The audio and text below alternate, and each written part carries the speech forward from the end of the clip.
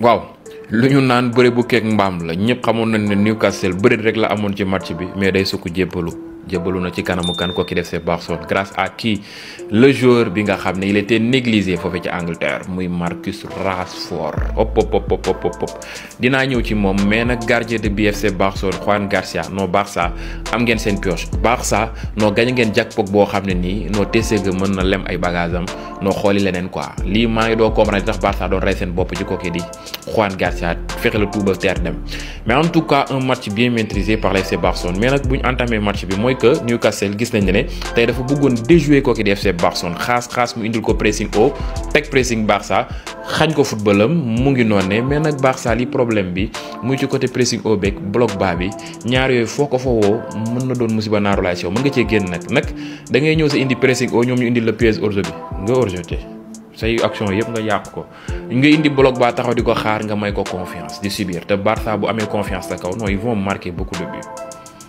tey ñaari situation yëpp am na ci biir match mais après au finish le Barça vraiment a gagné Newcastle par expérience avait bien maîtrisé le match malgré Newcastle ils ont tout donné ci début match bi mais malheureusement dañoo dajanteeg un très grand Barça accompagné gunge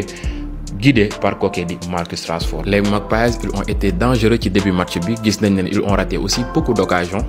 fallait marquer ses buts mais aussi il y avait la présence de Juan Garcia. Il y a des occasions yoo xam ne boo ko rëccee moom équipe adverse bu efficace bu ko amee dalay rey mooy ñàkk nga match bi. mais nag fin temps bi xaw na raglu et c'est normal dëkk jàmbur nga ñëw nga mëne ko mu amoon yaakaar peut-être tenir la en échec ba gagné la c'était pas évident fin temps bi métti mën a yomb mais nag l'essentiel c'était les 3 points vous l'avez eu félicitations à vous les Catalans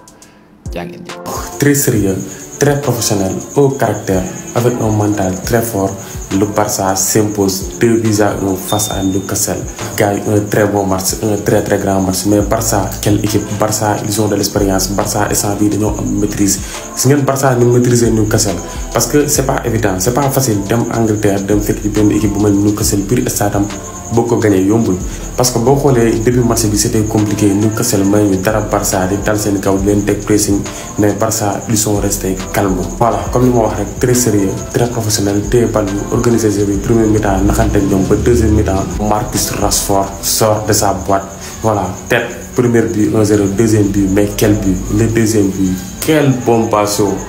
Doublé de Marcus Rashford donc le Barça s'impose 2-1 vraiment match boo xam ne dañ si doon xaar yëpp gis nañ ko gis nañ si match bi ambiance gis nañ si match bi jeu football gis nañ ñaari équipe yëpp Newcastle voilà ils ont joué les jeux dans les jeux même si que sax dañoo taxoon di déglu Barça si lu bëri mais en tout cas nekkoon na match bu neex Barça c'est du très fort Barça c'est du très sérieux Barça jamono ji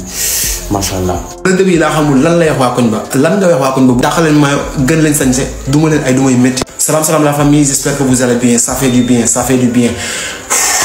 Victoire 2-1 du FC Barcelone, première journée de Ligue des Champions. Victoire bi c'était impératif, victoire bi c'est très important, notamment pour une personne, Marcus Rashford. Homme du match ndax tey jii nii suñu gagné match bi c'est grâce à lui. Il a commencé nañu match bi avec une ambiance très forte bi 16e part xalaatoon nañ ko bu baax a baax 15 premières minutes yi Newcastle may ñu dara pressing intense boo xamante ni voilà c'est comme ça comme d'habitude ku ñëw 16e part il faut nga dund li des occasions concédées heureusement position d'orzo mais après tout arrêt de Juan Garcia. Et j'ai vraiment envie de le dire merci beaucoup gën nañu am genre gardien bi depuis Ter Stegen prime avec tout le respect que je dois à Szczesny pour man il est plus fort que Szczesny. Regardez bu baax à la 23e minute action bi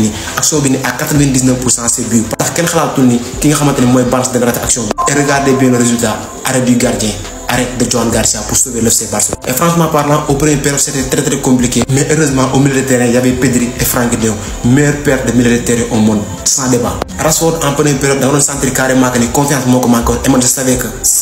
tôt ou tard confiance boobu da koy retrouver. 0-8 partout en première période en seconde période ñu ñëw avec de meilleures intentions. Rashford amoon na possibilité de dugal à la 49e minute mais malheureusement bal dafa dal ci bokk dan ba. Et là le moment attendu centre de Jules Koundé but de Marcus Rashford. Célébration pour montrer carrément que actuellement il s'est libéré. Et quelques minutes après frappe en plein lucarne.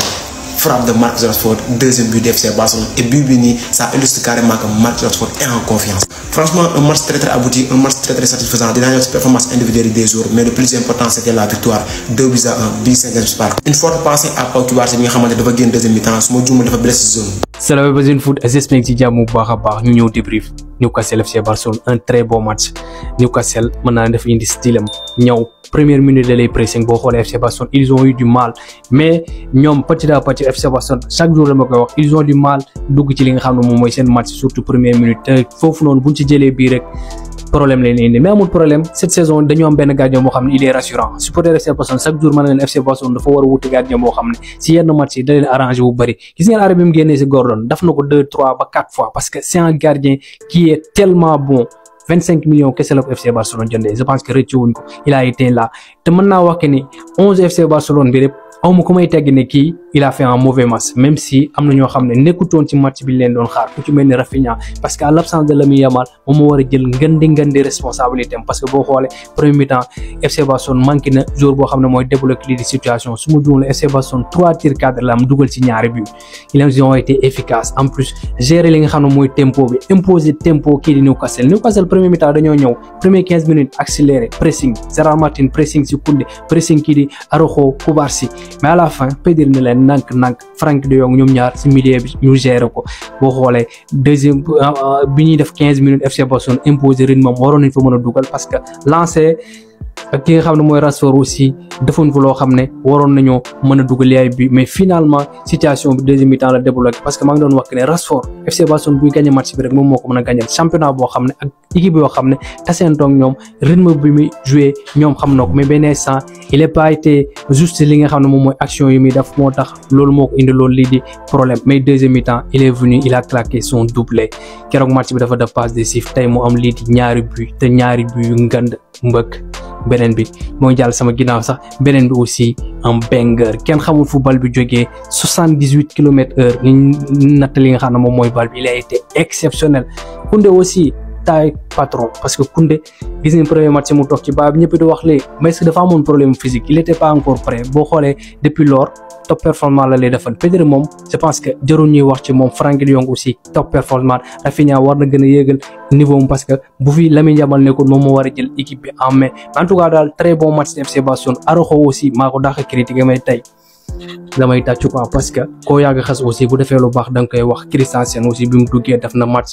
kii di Gérard Martin sax je l'ai trouvé bon même si dafa jël carton sûrement moo tax mu lee en plus sur les relances si marquage bi il a été top victoire de FC Barcelone victoire très important avant de jajek Paris Saint-Germain dans 15 jours